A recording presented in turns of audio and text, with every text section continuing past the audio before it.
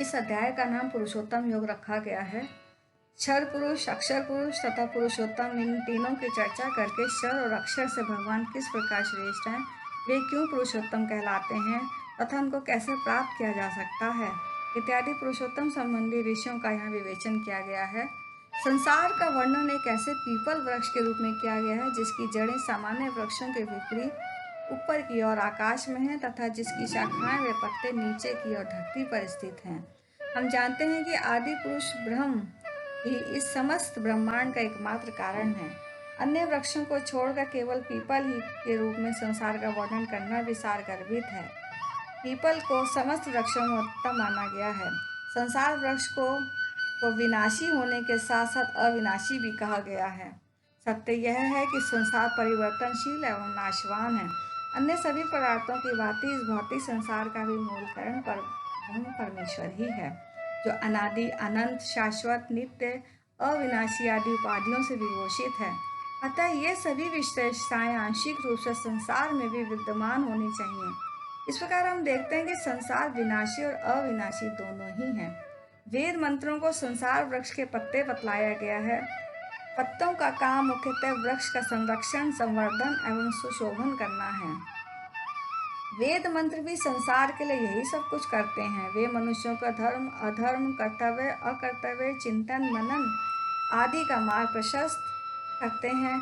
अनिष्टों व दुष्कर्मों से उनका संरक्षण करते हैं। जो मनुष्य मूल सहित इस संसार वृक्ष को इस प्रकार तत्व से जानता है कि सर्वशक्तिमान परमेश्वर की माया से उत्पन्न यह संसार वृक्ष की भांति उत्पत्ति विनाशशील एवं क्षणिक है, अतः इसकी चमक धमक में न फंसकर इसको उत्पन्न करने वाले मायापति परमेश्वर ही की शरण में जाना चाहिए और ऐसा समझकर संसार से विरक्त तथा उपरत होकर जो भगवान की शरण ग्रहण कर लेता है वही वास्तव में वेदों का जानने वाला है।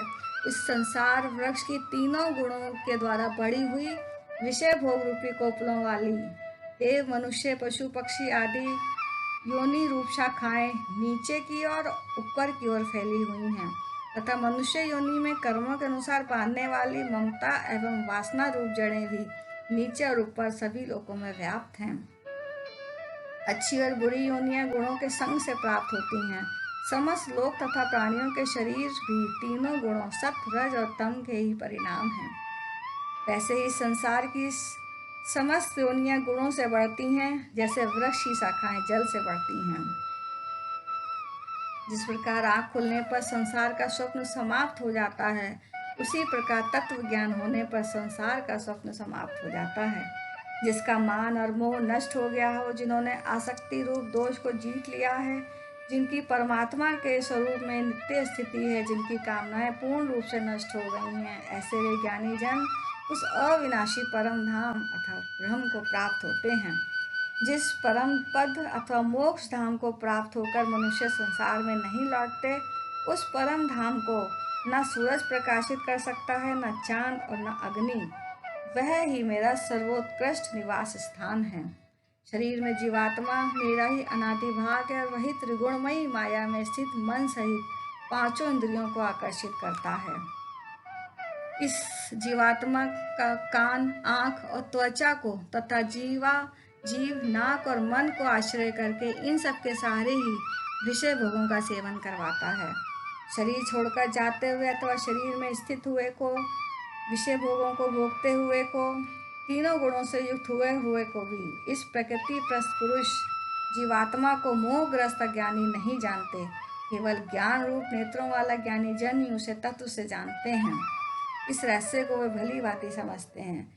ज्ञानी जनों के अतिरिक्त निरंतर प्रयत्नशील योगी जन भी हृदय में स्थित इस जीवात्मा को तत्व से जानते हैं, किंतु अपने अंतःकरण को शुद्ध न करने वाले बोध शक्ति शून्य मूढ़ व्यक्ति प्रयत्न करते हुए भी इस आत्मा को नहीं जानते, यानी इसके तत्व को नहीं समझ सकते।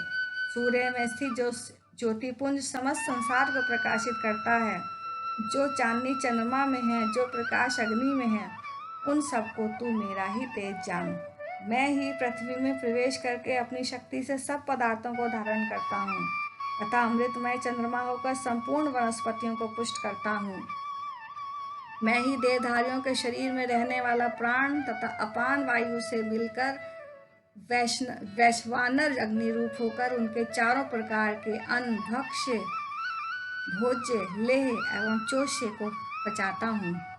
वैश्वानर प्राणियों के उदर में निवास करने वाली उस अग्नि का नाम है जिसके कारण उनके शरीर में गर्मी रहती है तथा उनके द्वारा खाए हुआ अन्न हजम होता है। मनुष्य द्वारा खाए जाने वाले अन्न के 4 भेद बताए गए हैं।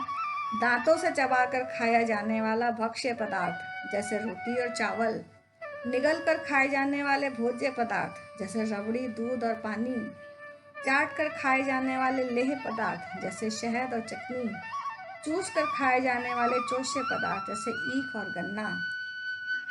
और मैं ही सब प्राणियों के हृदय में अंतर्यामी रूप से स्थित हूँ तथा स्मृति मुझसे ही होते हैं और सब वेदों द्वारा मैं ही जानने योग्य हूँ तथा वेदांत का कर्ता और वेदों को जानने वाला भी मैं ही हूँ। संसार में नाशवान तथा अविनाशी ये 2 प्रकार के पुरुष हैं। संपूर्ण चर अचर पदार्थों का शरीर तो नाशवान और जीवात्मा अविनाशी कहा जाता है, पर पुरुषोत्तम तो दोनों पुरुषों क्षर तथा अक्षर से भिन्न है। तीनों लोकों भू, भुव तथा स्वः, भू पृथ्वी, भू आकाश तथा स्वः स्वर्ग को व्याप्त करके धारण पोषण करता है और अव्यय अविनाशी ईश्वर एवं परमात्मा ऐसे नामों से कहा गया है।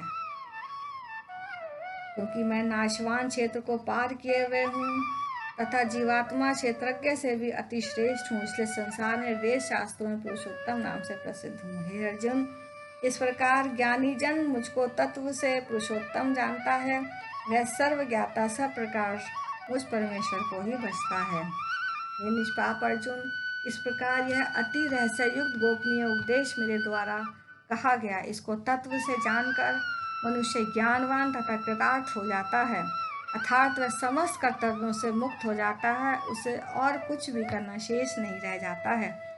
श्री कृष्ण और अर्जुन के संवाद में पुरुषोत्तम योग नामक 15वां अध्याय यहाँ समाप्त होता है।